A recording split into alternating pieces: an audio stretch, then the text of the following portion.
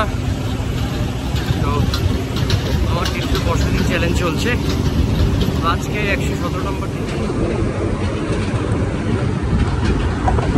এখন 1:30 বাজে, আমি বাড়ি থেকে বেরিয়েছি 1:20-তে। আজকে সানডে 14 জুলাই 2024। তো আমি আজকে তোমাদেরকে জাস্ট শেয়ার করবো 100 কিলোমিটার জার্নির সম্পর্কে আমার সাইকেলিংয়ের। তো আজ 100 কিলোমিটার সাইকেলিং করব, তার মধ্যে 50% প্লেন্স আর 50 থেকে 60% প্লেন্স হবে, বাকি 40 to 50% ক্লাইম হবে। তার এক্সপিরিয়েন্স শেয়ার করবো। দেখো এখন 1:30 বাজে। তো আমি এখন বাগডোগরা ওভারব্রিজের উপরে আছি, ফ্লাইওভারের উপরে আমাদের বাগডোগরা। চলো দেখতে থাকো, সঙ্গে থাকো। আর যারা ভিডিওটি দেখছো তারা এখন সাইকেলিং করে দাও, কারণ সাইকেলিং করলে কি হয় তা নিজে এক্সপিরিয়েন্স না করলে বলে বোঝানো সম্ভব না। কি ভালো হয়, আমার যে এক্সপিরিয়েন্সগুলো আছে আগের অনেক ভিডিওতে বলেছি, তো একই জিনিস বারবার কথা বলবো তাই বলছি না। চলো আজকে এমনি জাস্ট গল্প করি সবার সাথে। বিভৎস গরম, কারণ দুপুরে প্রচণ্ড রোদ এখন। তো এই রোদে যদি তোমরা সাইকেলিং করো অবশ্যই হাইড্রেশন রাখতে হবে। আমার 2টো বোতল আছে এখানে, একটাতে হাইড্রেশন পাউডার আছে আর একটাতে নর্মাল জল আছে, আর নয়তো ক্র্যাম্প আসতে পারে। তো এখন আমি এলিফ্যান্ট ক্রসিং পার হচ্ছি। এখন আমার স্পিড আছে, এভারেজ স্পিড 27.4 আর এমনি স্পিড 29। মাত্র 8 কিলোমিটার হয়েছে। আমি এখন নকশালবাড়ির দিকে যাচ্ছি, এটা এশিয়ান হাইওয়ে 2। আমি নকশালবাড়ি হয়ে ভিতর দিয়ে চলে যাব দুধিয়া, দুধিয়া থেকে শুকনা হয়ে চলে যাব তিনদাড়িয়া। তো ক্লাইম প্লাস ফ্ল্যাট দুটোই হয়ে যাবে।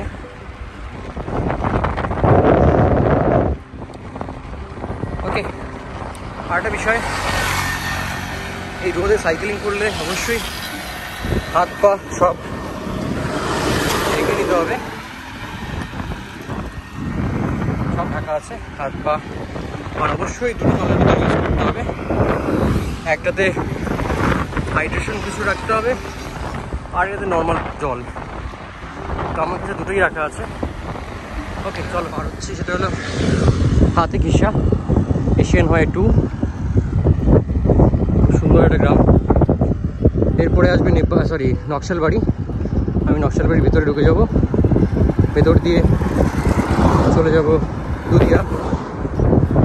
এখন এভারেজ স্পিড 27.8, এটা আস্তে আস্তে বাড়বে আমার। এখন আমি নকশালবাড়ির আগে যে টোল ট্যাক্স এখানে আছে, আমি এখন রাইট সাইডে চলে যাব, কারণ রাইট সাইডের নকশালবাড়ি আর লেফট সাইডে নেপাল, পরিবাড়ি, পাইটিংকি ওসব জায়গা আছে। তো আমি এখন রাইটে চলে যাবো।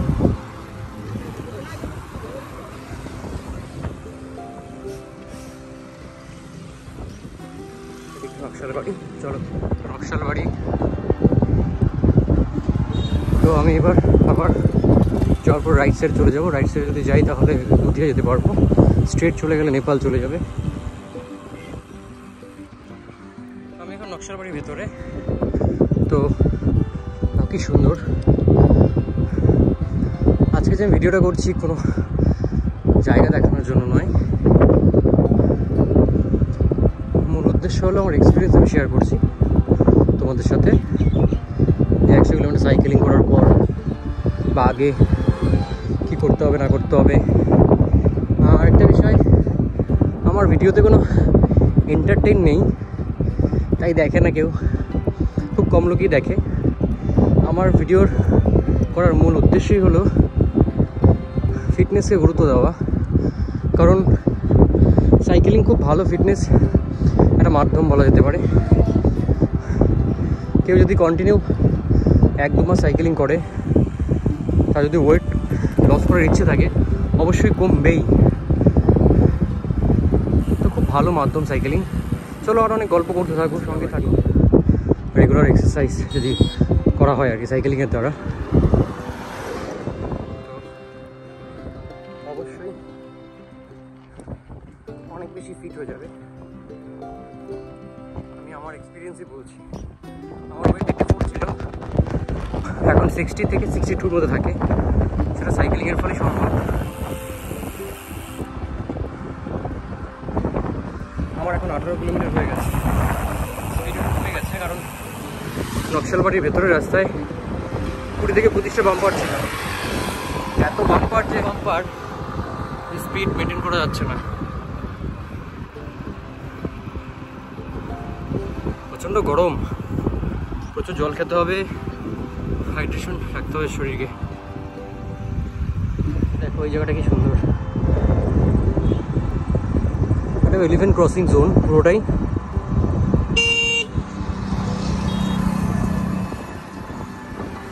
জায়গাটার নাম কদমা, খুব সুন্দর একটা ছোট্ট গ্রাম।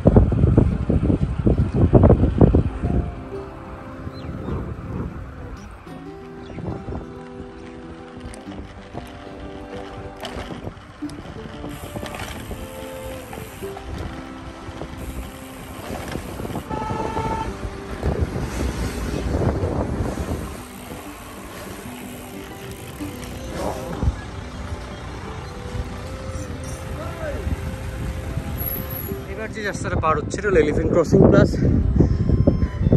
প্রচুর লেপার্ড আছে এখানে। রাতে একা আসা তো খুব রিস্ক হয়ে যায়, সে বাইক বলো আর সাইকেল বলো। তো যেহেতু দিনের বেলায় তাই আসা যেতেই পারে সাইকেল, রাত্রে প্লিজ অ্যাভয়েড করো যারা আসতে চাও আর কি। প্রচণ্ড গরম, মাত্র 25 কিলোমিটার হলো, কমে গেছে স্পিড কারণ এলিভেশন শুরু হয়ে গেছে, গ্রেডিয়েন্ট 2। ক্রসিং গ্রেডিয়েন্ট 3, পাহাড় সামনেই, পাহাড় সামনে, তার আগে চড়াই শুরু হয়ে গেছে। আজ আমার কোনো সেরকম ডেস্টিনেশন নেই, জাস্ট 100 কিলোমিটার, সেখানে হিলস প্লাস প্লেন্স দুটোই থাকবে, সেভাবে আমি চালাচ্ছি। আমি বেরিয়েছিলাম 1:30টার দিকে, মানে 1:20 এখন 2:30 বাজে। আমার 27 কিলোমিটার হয়ে গেছে, যার মধ্যে ক্লাইম্ব চলছে। কাছে, আর আমিও পাহাড়ের খুব কাছে চলে এসেছি। এটা হলো পানিঘাটা, পানিঘাটায় ঢুকবো। পাহাড়ি একটা গ্রাম, পরিষ্কার পরিচ্ছন্ন। এরকম বাম্পার রাস্তায় কয়েকশো বার ছিল, বাপরে ভয়ঙ্কর বাম্পার এগুলো, যার জন্য স্পিড অনেক কমে গেছে। কোনো ব্যাপার না,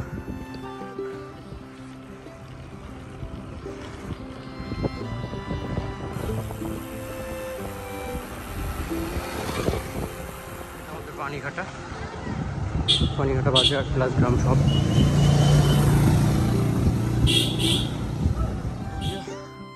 দিকে ক্লাইম্ব করছি, গ্রেডিয়েন্টস এখন 10-এর মতো আছে।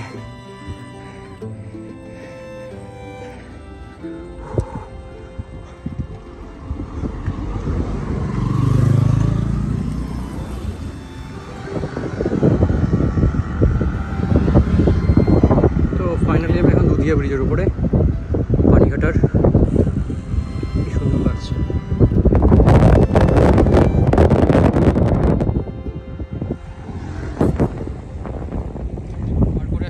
গাড়ি ধরার দিকে। এখন গ্রেডিয়েন্ট 6%, টাইম এখন 2:42, কিলোমিটার 32.36 হয়ে গেছে।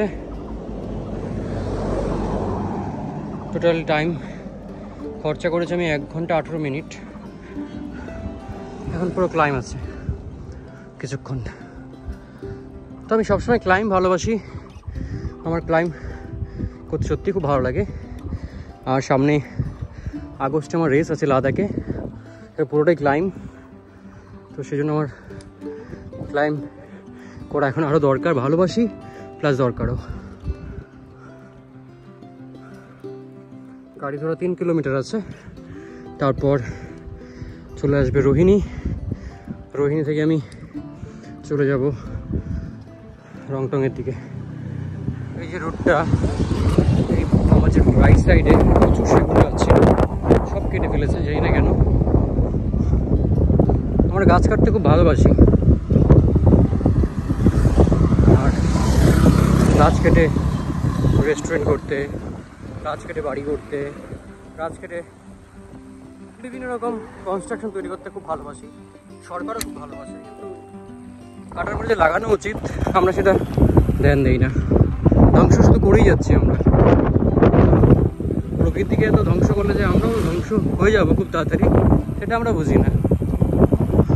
এরকম করে আমরা নিজেদের শরীরকে নষ্ট করি বিভিন্ন রকমের নেশা করে, সেরকমভাবে আমরা প্রকৃতিকেও নষ্ট করে যাচ্ছি। দেখো পুরো ফাঁকা করে দিয়েছে,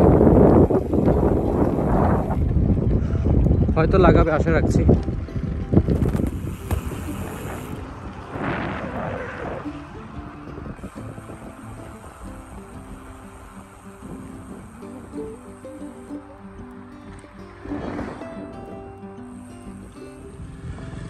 দেখো কি সুন্দর নীল আকাশ, দিকে ফরেস্ট, চা বাগান।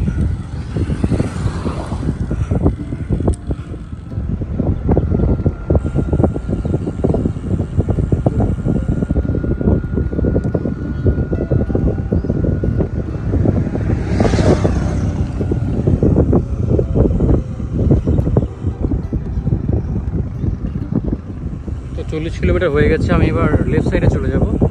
লেফট সাইডে গেলে শুকনামাই রংটংয়ের রাস্তা, হিলকাট রোড আমাদের।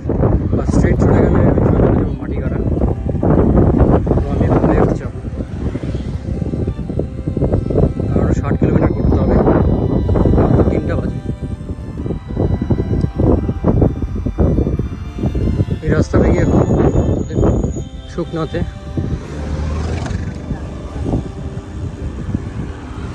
তারপর আমি লেফট সাইডে চলে যাবো রংটং, রাইট সাইডে চলে যাবে দার্জিলিং মোড়। আমি এখন শুকনা স্টেশনের সামনে নকশালবাড়ি থেকে ঘুরে এখানে পৌঁছেছি। এখন আমি এদিক থেকে যাবো তিনধারিয়ার দিকটায়।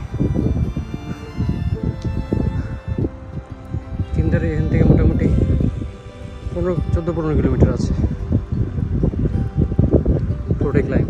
তো এখন বাজে 3:20, গ্রেডিয়েন্ট 4%, কিলোমিটার 46 হয়ে গেছে।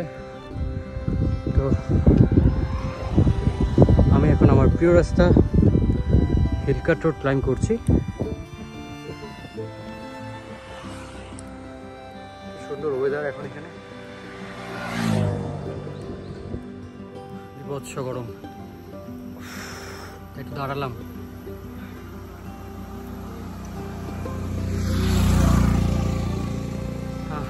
দেখাচ্ছে তোমাদের কিলোমিটার আছে মাত্র। আমার 48 কিলোমিটার হলো, কিন্তু এত গরমে পারছিলাম না, দাঁড়াতে হলো অল্প।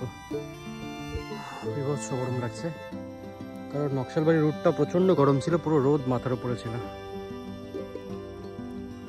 রোদ একদম মাথার উপরে। এখন 3:30 বাজে, প্রচুর গরম পাহাড়ে। বৃষ্টি হলে ঠান্ডা, আদারওয়াইজ গরম। এখন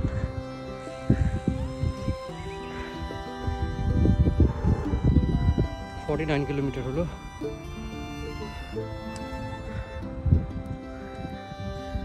দেখো কি রোদ, প্রচুর গরম, প্রচুর জল খেতে হচ্ছে।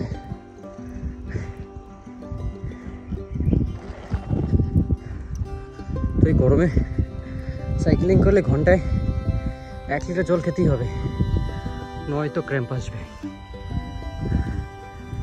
ফাইনালি রংটং পৌঁছে গেছি।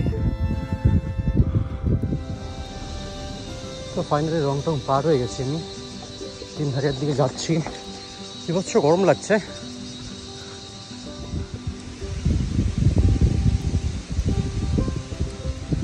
টাইম হয়েছে এখন 3:57, মানে 4টাই বাজতে চললো। বেরিয়েছিলাম 1:20-তে। কিলোমিটার হয়েছে 53 কিলোমিটার। আমি যদি এখান থেকে বাড়িতে ব্যাক করে যাই তাহলে 80 কিলোমিটার হয়ে যাবে। দেখি আর একটু যাই। বিভৎস গরম লাগছিল, এখন একটু ওয়েদারটা ভালো আছে। চলো কতটা যাওয়া যায় দেখি। ফাইনালি আমি এখানটায় পৌঁছেছি। এবার আমি এখান থেকে চলে যাব, বাড়ি চলে যাব। এখন প্রচণ্ড গরম লাগছে, বিভৎস গরম, সব ভিজে গেছে জামা কাপড় যা আছে।